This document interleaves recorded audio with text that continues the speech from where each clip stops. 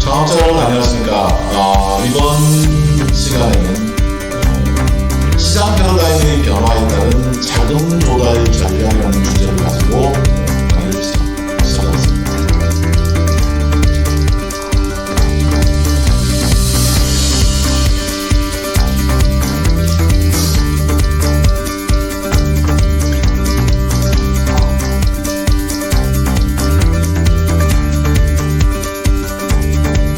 최근에 4차 산업혁명 시대의 도래라는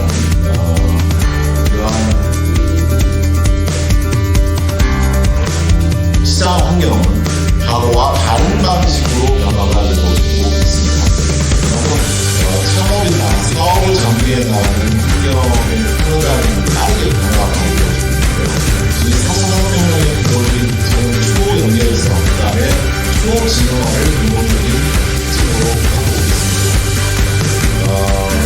과거와 달리 이제는 고객들이 실질적인 생산 제품이나 서비스에 직접 참여를 하고 또 그와 관련된 의견을 제시하는 방식으로 시장에 참여를 하고 있는데요.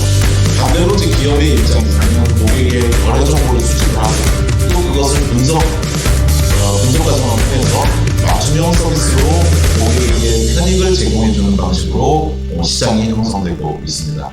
이처럼 초연결성, 초지능화라는 것은 4차 산업혁명 시대의 가장 큰 핵심인데요. 우리가 과거에 이제 다루지 않았던 모바일이나 스마트폰이라는 기기, 인터넷의 확산, 그 다음에 사물 인터넷, 이러한 것들이 모두 연결이 되면서 정보를 공유할 수 있게 되고요. 또 그리고 사람과 사람 간의 상호작용이 이루어지고 소통이 빨라지고 있습니다. 그만큼 실시간 접근이 가능한 환경들이 현재의 특징이고요. 또한 인공지능을 비롯한 나노기술, 로봇공학과 같은 많은 신기술들이 과학기술의 발달에 따라서 고객에게 상용화되어 있는 서비스로 접목이 되면서 고객에게 좀 더 다양한 형태의 편리함과 이익을 제공하고 있습니다. 4차 산업혁명 전후로 소비자들이 물건을 구매하는 방식을 살펴보면 그 전에 이제 4차 산업혁명 전에는 해당 제품에 대한 내용들을 살펴보고 제품을 구매를 하고요. 제품 구매가 한번 이루어지면 지속적인 같은 루트를 통해서 제품을 구매하는 방식으로 제품을 구매를 했습니다.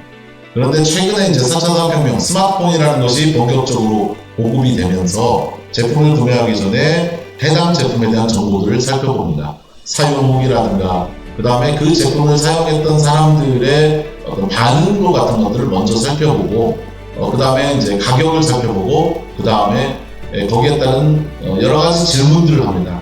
질문을 한 다음에 비로소 이제 제품을 구매하는 행동을 보여주게 되는데요. 그 다음에 이제 제품을 구매하고 난 다음에는 해당 제품에 대해서 나는 사용해보니 좋다 나쁘다라는 그런 의견들을 제시하게 됩니다. 이처럼 그 4차 산업혁명 시대 전에는 소비자들이 단순한 방식으로 제품을 구매했다고 한다면 이제는 제품에 대한 스펙들을 살펴보고요. 제품을 구매하고 난 다음에는 거기에 따른 옹호의사, 나의 의견들을 많이 이제 제시하고 있는 게 특징입니다. 그래서 과거에는 브랜드 선호도라든가 공급자의 디자인을 중시하겠다고 한다면 4차 산업혁명 시대는 고객과의 커뮤니티, 그 다음에 옹호의사를 중시 여기는 그러한 패러다임의 변화가 이루어지고 있습니다. 따라서 그 마케팅, 물건을 판단하는 것에 대한 의미도 많이 이제 달라지고 있는데요. 과거에는 물건을 판다라고 하면 상품과 서비스의 흐름을 생산자로부터 소비자들에게 제공하기 위한 사업 활동이다라고 이렇게 전문적으로 정의를 할 수가 있습니다. 그러나 최근 이제 4차 산업혁명 시대의 마케팅에 대한 정의도 이제 달라지고 있습니다.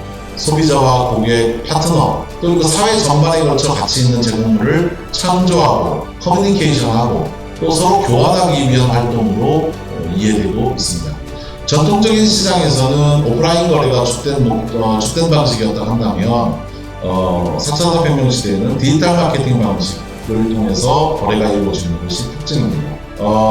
과거에는 이제 수직적인 공급자가 일방적으로 제공하는 제품에 의존할 수밖에 없었지만은 최근에는 수평적이고 또 고객의 의견을 반영한 방식의 제품들을 제공하는 그러한 특징들이 있습니다. 따라서 마케팅의 방식이 과거에는 특정화되어 있는 고객을 대상으로 가격이라든가 고객에게 다양한 형태의 일방적인 디자인을 제공해 주는 것이 과거의 특징이었다고 한다면, 이제 현대사회는 고객과 얼마만큼의 소통을 통해서 고객의 니즈를 충족시켜 줄 수 있느냐, 고객에게 어떠한 편리함과 이익을 주고 또 고객에게 어떠한 가치를 창출해 내느냐 하는 것이 절대적인 관건인 그런 시대에 접어들었습니다. 이처럼 패러다임의 변화에 따라서 무엇보다도 사업을 전개해 나갈 때 앞서 말씀드렸듯이 자금 조달 전략을 수립하는 것이 중요하다고 했잖아요. 자금을 조달하기 위해서 우리는 내가 하고 있는 사업이 적정한가 적정치 않은가라는 판단을 해야 되는데, 최근에 이제 코로나19, 4차 산업혁명, 지역카페 활성화, 이러한 시대적인 패러다임의 변화가 이루어지고 있는 상태에서 과연 내가 지금 하고 있는 사업의 영역은 적절하고 또 환경에 맞는 판단을 하고 있느냐라는 여부를 판단할 필요가 있습니다. 사업을 전개해 나가기 위한 7가지 원칙에 대응을 해본다고 한다면, 먼저 첫 번째, 시대 트렌드의 변화에 부응이 되고 있느냐, 4차 산업혁명 시대에 내가 신기술을 활용한 상용화 시도가 얼마만큼 되고 있고, 그러한 신기술적인 요소를 내가 하고자 하는 사업에 반영시킬 수 있느냐, 반영시켰느냐 여부를 한번 판단해 보셔야 됩니다. 두 번째는 수익성이라는 부분들도 우리가 한번 생각해 봐야 되는데요.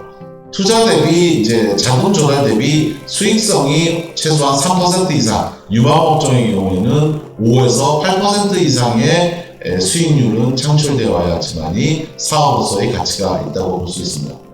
그 다음에 이제 앞으로의 사업은 지속 가능한 사업을 할 수 있느냐 여부에 대한 판단이 무엇보다 중요합니다. 이러한 지속적으로 내가 일회성으로 사업이 단절되고 만다고 한다면 결국은 계속 반복되는 사업의 연속이 될 수 있으니까요.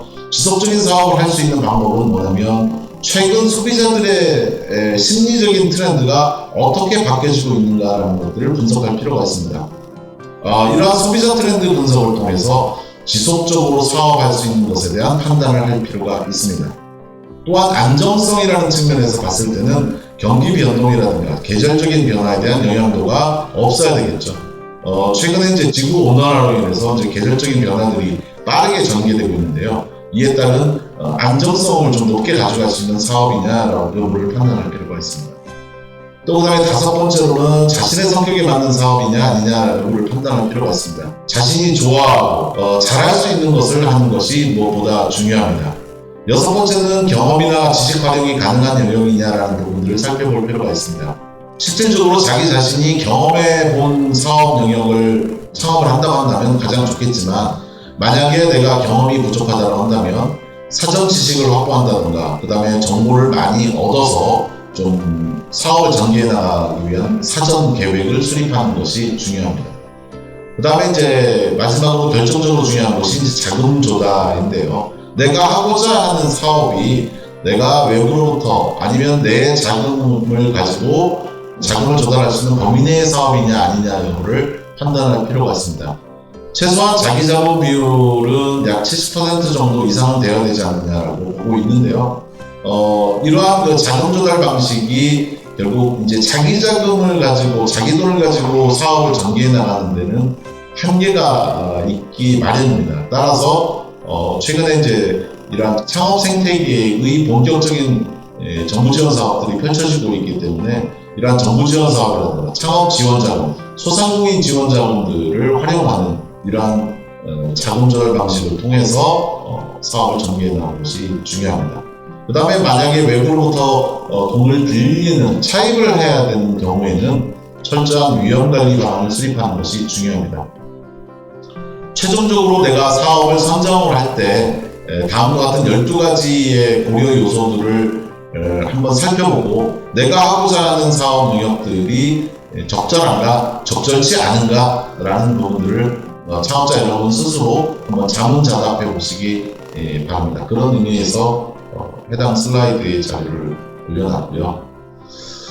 자, 일반 창업, 특히 이제 우리가 이제 창업은 기술 창업과 일반 창업 두 가지로 나누어서 생각해 볼 수 있는데요. 보통 이제 일반 창업이라는 아이템을 선정할 때 주의해야 될 사항들이 있습니다.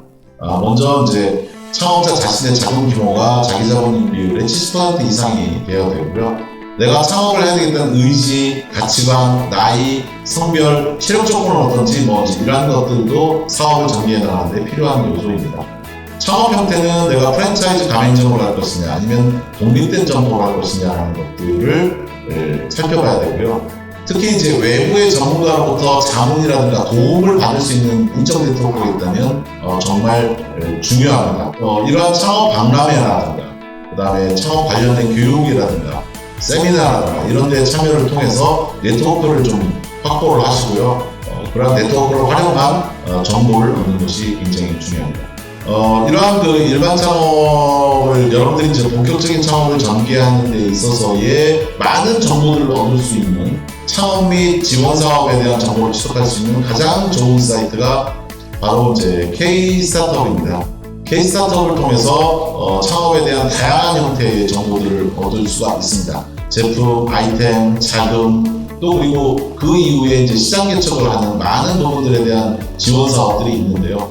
특히 이제 K-스타트업에서 창업 지원 자금을 적극적으로 지원해주고 있는데요. 그와 관련된 다양한 형태의 정보들은 창업 넷이라는 사이트를 통해서 얻어볼 수가 있습니다.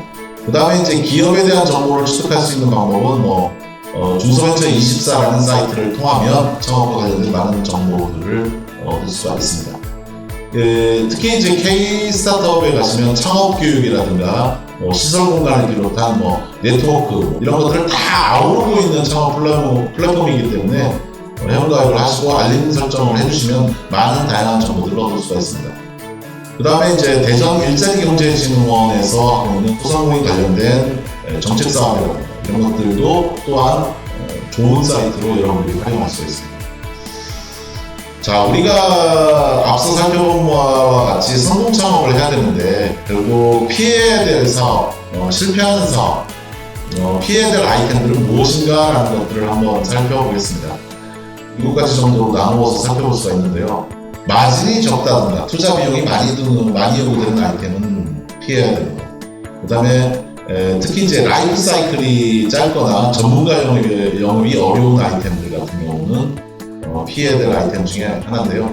과거 이제 라이프 사이클이 굉장히 짧았던 제품 중에 하나가 여러분들 시티폰 같은 경우 실질적인 그 휴대폰이 출시되고 나서 잠깐 짧은 기간 동안에 시장이 형성됐었던 그런 제품인데요. 라이프 사이클이 금방 성수기를 지나서 쇠퇴기로 접어드는 이런 제품들이라 한다면 그런 아이템이라고 한다면 당연히 피해야 됩니다.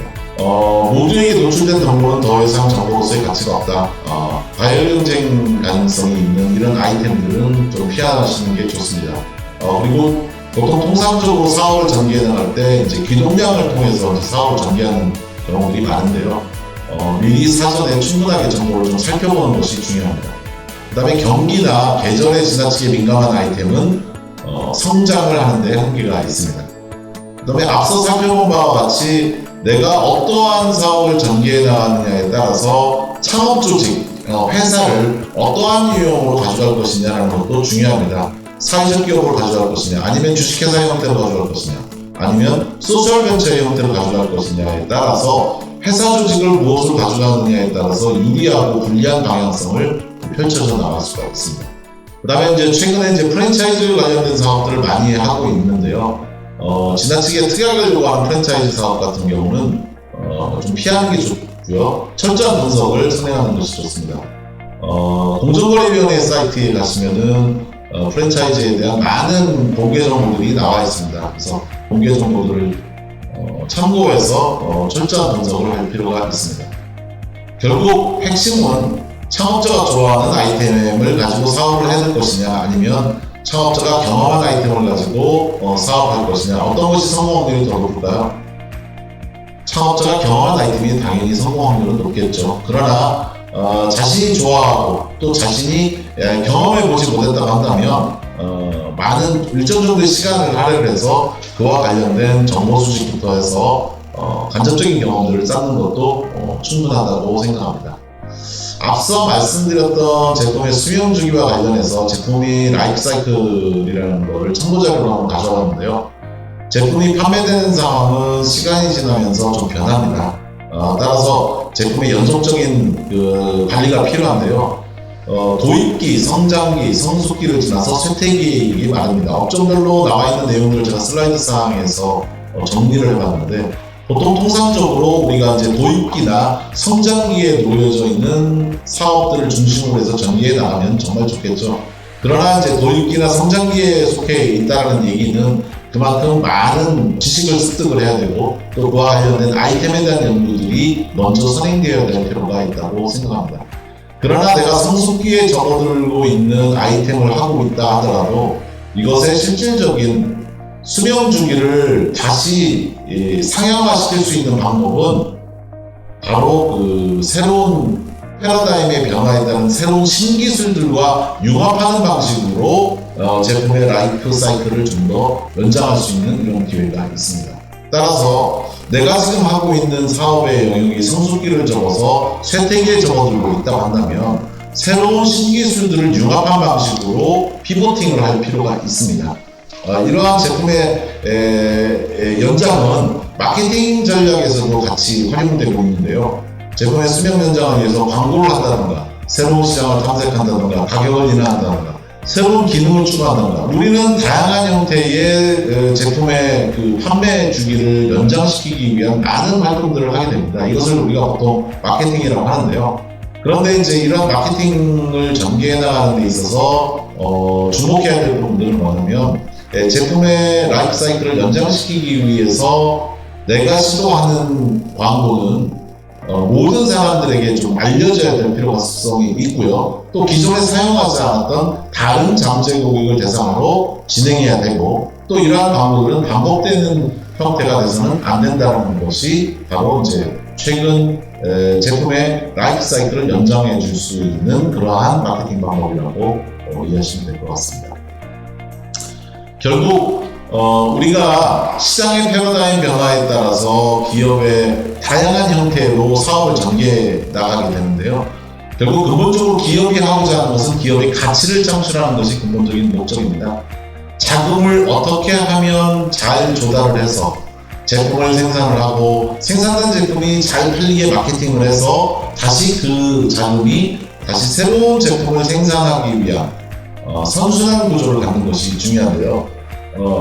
해당 슬라이드에서 보여주고 있는 것은 기업이 선순환적 자금을 가지고 어떻게 하면은 안정적이고 지속 가능한 기업 가치를 창출해낼 수 있느냐라는 일련의 프로세스를 정리해 놓고 있습니다.